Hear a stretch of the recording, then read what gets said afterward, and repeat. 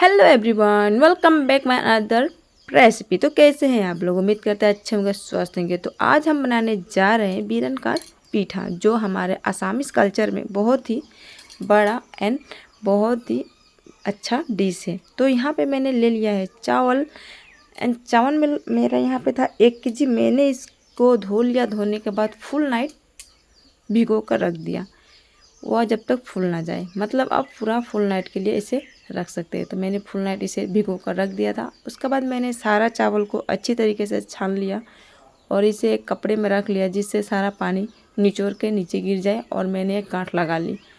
और इसे चाहें तो आप किसी वस्तु में टांग सकते हैं या किसी वस्तु के मदद से आप उसे ऊंचे चीज़ पे रख सकते हैं, जिसके जो पानी है वो झरे और गिर जाए। तो मैंने यहाँ पे लिया 2 नारियल। नारियल को मैंने अपने हाथों से, और कुदुरनी कहते हैं हम लोग, लोहे के होती है, पता नहीं आप लोगों के पास क्या है क्या नहीं। जैसे आप नारियल को जो वो अंदर का जो नारियल होता है मलाई, उसे आप निकालते हैं। तो नारियल यहाँ पर बिल्कुल पका हुआ होना चाहिए। तो मेरा यहाँ पे पका हुआ नारियल 2 था, तो मैं उसे अपने हाथों की मदद से एंड उस कुड़नी की मदद से सारे मलाई को बाहर निकाल रही हूँ। और यहाँ पे मेरी छोटी बच्ची भी उत्पात कर रही थी। उत्पात नहीं मतलब मुझे दो। और नारियल का जो मलाई होता है बहुत ही यम्मी लगता है एंड बहुत अच्छा, तो इसलिए उसे भी चाहिए। तो मेरा वो भी आ रही थी जा रही थी। और देख सकते हैं मैंने 2 नारियल को अच्छी तरीके से, और आपके पास अगर ये सब वस्तु नहीं है तो आप चाहें तो इस नारियल की गड़ी को जो निकाल के और साइड साइड के कालापन जो होता है, काला काला उसका बकला, उसे बाहर करके मिक्सी ग्राइंडर में आप इसे ग्राइंड कर सकते हैं, जिससे वो मिही हो सकता है, मतलब पाउडर की तरह। तो आप उसे भी इस्तेमाल में ले सकते हैं। इसी तरह मैंने एक एक करते हुए सारे को मैंने निकाल लिया और सारे खोखड़ियों को, मतलब उसका जो बकला, उसे बाहर रख दिया। तो यहाँ पे मैं अब जा रही हूँ, एक मतलब बर्तन है, और यहाँ पे मेरा चावल का जो पानी है वो सारा उगड़ चुका है, मतलब आ चुका है। देखिए थोड़ा सा आया है, क्योंकि मेरा जालीदार कपड़ा था, जिससे पानी बहुत ही स्पीड में नीचे आ गया। और मेरा यहाँ पे चावल थोड़ा थोड़ा, मतलब कुछ नहीं, बस पानी चला जाता है और बिल्कुल वैसे ही भिगा हुआ ही रहता है। आप इसे मिक्सर ग्राइंडर में, पहले के लोग इसे ढेकी में खाते थे, बट आजकल ग्राइंडर है तो हम ग्राइंडर में पीसते हैं। तो यहाँ पे मेरा ग्राइंडर में पीस रही थी। और इसको आप एक बराबर ग्राइंडर को ऑन करके नहीं रख सकते, क्योंकि इसमें आटा बनता है, बहुत जल्दी लासा बन जाएगा। तो आप इसे नहीं बना पाओगे, यहीं पे पीठा बन जाएगा। तो इसलिए आप इसे मिक्सर ग्राइंडर को ऑफ ऑन करते रहिएगा। तो इसी तरह करते हुए आप इसके पीस लीजिए। तो मैं इसी तरह पीस रही थी और अपने हाथ की मदद से इस आटा को चाल रही थी, क्योंकि आप इसे चलनी से छालेंगे तो, इसे हिलाएंगे तो नहीं गिरेगा, उसे थोड़ा हाथ की मदद से दाब दाब कर करना पड़ता है।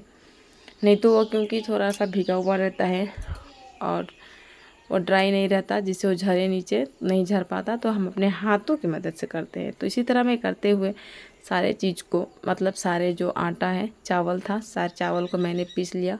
जो बचा हुआ रहता है फिर हम उसी में ऐड कर देते हैं, और फिर चावल लेते हैं, फिर पीसते हैं। इसी तरह करते करते बहुत देर तक मैंने पीसा। मतलब इसमें सबसे बड़ी मेहनत इसी में होता है, जो पीसने का चावल, क्योंकि आप थोड़े थोड़े करके पीसते हो, उसके बाद चालते हो, इसी तरह करते हैं। उसके बाद इसको आप एक बराबर से पीस भी नहीं सकते, क्योंकि यह ग्राइंडर में लासे की तरह, मतलब वो आटा जिससे सट जाएगा। इसलिए मैं इसे थोड़ी थोड़ी करके ही पीस रही थी, और फिर ऑफ ऑन इस तरह करते करते बहुत देर तक मैंने पीसा। तो आप देख सकते हैं मैं पीस रही हूँ। इसी तरह मेरा पीसते पीसते पीसते, उसके बाद मेरा उधर नारियल जो छिला हुआ वो भी था, और मैं इधर चाल रही थी। तो रुकिए मैं आपको दिखाती हूँ मैंने कितना आटा बना लिया। यहाँ पर 1 kg आटा को मैंने लगभग, या नॉन स्टिक जो मतलब कुकर है उसमें कालापन दिख रहा है, इससे आप लोग ये मत लीजिएगा। नॉन स्टिक है, इसकी वजह से वो ब्लैक अंदर भी रहता है बाहर भी रहता है, तो इस वजह से उसे दिख रहा है। और मैं उस बर्तन में लगभग एक बर्तन, मतलब नहीं हुआ, थोड़ा कम होता है बट होता है। तो यहाँ पे देख सकते हैं अभी मेरा पहला मैंने चाला सेकेंड बार, दूसरा बार, तो इतना सारा आटा आया है। इसी तरह करते करते हम पूरा एक तसली कर लेंगे, मतलब वो कुकर में एक कुकर कर लेंगे। देख सकते हैं यहाँ पे जो दानेदार रहता है वो ऐसे ही रह जाता है, और जो पाउडर हो जाता है वो निकल जाता है। तो यहाँ पे मैंने कढ़ाई ले लिया है, और कढ़ाई में ले लिया है मैंने 2 चम्मच के अकॉर्डिंग घी। मेरा घी जमा हुआ था, इसलिए मेरा मतलब उसे ऐसा निकाल कर पहले ही रखना पड़ा। और यहाँ पे मेरा घी हो चुका गरम, और मेरा जो नारियल का मलाई था, मतलब जो पेस्ट, उसको मैंने इसमें कर दिया ऐड। और इसको हम अच्छी तरीके से चलाएंगे और भून देंगे जब तक कि हल्का ब्राउन ना हो जाए। और इसमें इसकी अकॉर्डिंग हम चीनी ऐड करेंगे। चीनी हम ज़्यादा ही ऐड करते हैं। जैसे कि आप 2 नारियल में मैंने 300 ग्राम चीनी इसमें ऐड किया। अब 300 ग्राम चीनी ऐड करके उसके बाद हम फिर से फ्राई करेंगे। आप इसमें चाहें तो थोड़ा बहुत ड्राई फ्रूट्स भी ऐड कर सकते हैं, बट मैंने नहीं किया क्योंकि इसका ऐसे ही टेस्ट बहुत बढ़िया आता है एंड बहुत ही यम्मी। आप एक बार बनाकर ट्राई करिएगा एंड आप फिर कमेंट कीजिएगा कैसा लगा। तो यहाँ पे मैंने चीनी को डाला और थोड़ा सा बचा लिया कि शायद ज़्यादा हो जाएगा, तो अधिक मीठापन भी अच्छा नहीं लगता, तो इसलिए मैं फिर मेरा मन को कहा कि नहीं दे देते हैं इसी में, तो मैंने फिर चीनी को डाल दिया और देख सकते हैं आप चीनी पिघल रहा है। नारियल को आप पहले ही थोड़ा फ्राई कर लीजिएगा क्योंकि चीनी देने के बाद नारियल ज़्यादा फ्राई नहीं हो पाता है क्योंकि चीनी पिघलने लगता है और नारियल को लिक्विड टाइप ही कर देता है, तो उसको ड्राई करना पड़ता है फिर से। तो मैंने एक तरफ रख लिया तवा को गर्म होना मतलब बहुत ज़रूरी है। तो मेरा यहाँ पे जो चिपचिपा पानी निकला था, जो चीनी का पानी, वो मैंने सारे को भून लिया और सारा ड्राई हो चुका। और यहाँ पे देख सकते हैं कितना मलाई का जैसे दिख रहा है एंड पूरा अच्छी तरीके से भून रहा। तो यहाँ पे मेरा हल्का ब्राउन लगभग हो चुका था, मैं फिर भी फ्राई कर रही थी क्योंकि जितना ब्राउन होगा उतना ही बढ़िया लगेगा। तो मेरा यहाँ पर नीचे थोड़ा थोड़ा सा लग रहा था, इसलिए मैंने फिर से कढ़ाई को कर दिया नीचे और मैं एक हाथ से मोबाइल पकड़ी थी, एक हाथ से चला रही थी, तो मेरा कढ़ाई हिल रहा था गाइस।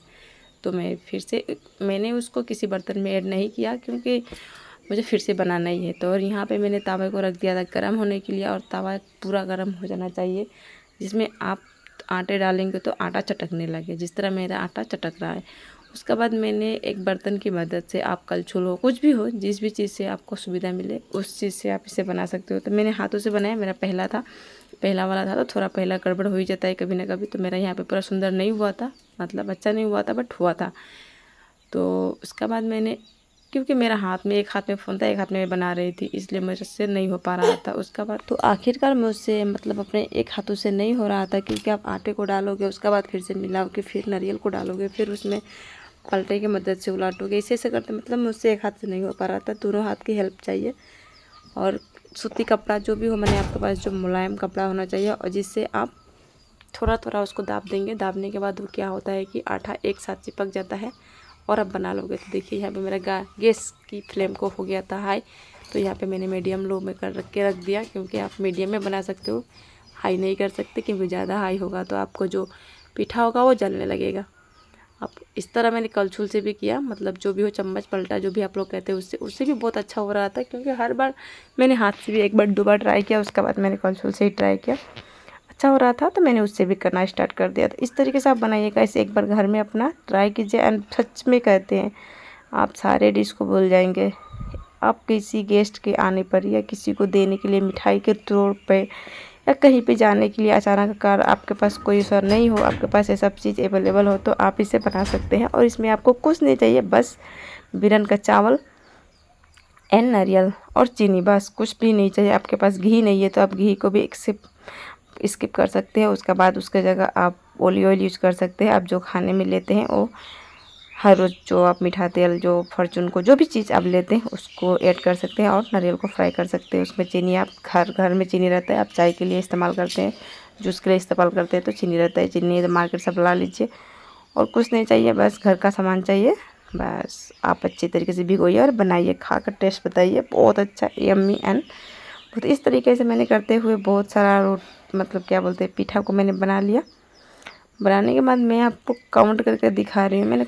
आप चाहें तो इसे बनाकर बहुत दिनों के लिए स्टोर करके रख सकते हैं, फ्रिज हो ना हो किसी भी, ऐसे भी आप नॉर्मली रख सकते हैं और आप हमेशा इसे खाने में इस्तेमाल कर सकते हैं, या बच्चे के टिफ़िन हो या कुछ भी चीज़, आप हर वक्त एक ही चीज़ तो अपने बच्चे को भी नहीं दे सकते, तो इसलिए इसे आप खाने के तौर पे भी अपने बच्चों को टिफ़िन में दे सकते हैं, या कहीं पे जा रहे हैं तो हल्का फुल्का नाश्ते के लिए भी आपके बहुत ही बेहतर है। और यह ख़राब भी नहीं होता, बहुत दिनों तक, लगभग आप 15 दिन 1 महीना स्टोर करके रखोगे तो अच्छी तरीके से रहेगा एंड आप पूरा परफेक्ट उस टाइम भी इसी स्वाद में खा सकते हो। तो चलिए वीडियो मेरा करते हैं एंड और आपको दिखाते हैं हमने कितना सारे बनाए। मैंने 2 थाली बनाया था और अच्छी तरीके से मैंने पका लिया था।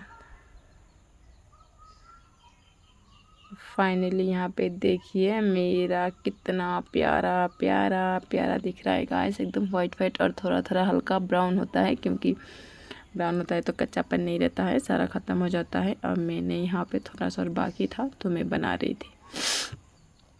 और फाइनली मेरा यहाँ पे बन के हो चुका है रेडी एंड खाने के लिए हो चुका है रेडी। तो आप लोग को कितने लोगों को खाना है तो कमेंट कीजिए नीचे कमेंट बॉक्स में, हम आपके घर तक पहुँचा देते हैं। तो देखिए कितना यम्मी यम्मी दिख रहा है। तो thank you for watching, bye bye, मिलते हैं अगले वीडियो में, तब तक के लिए बाय बाय।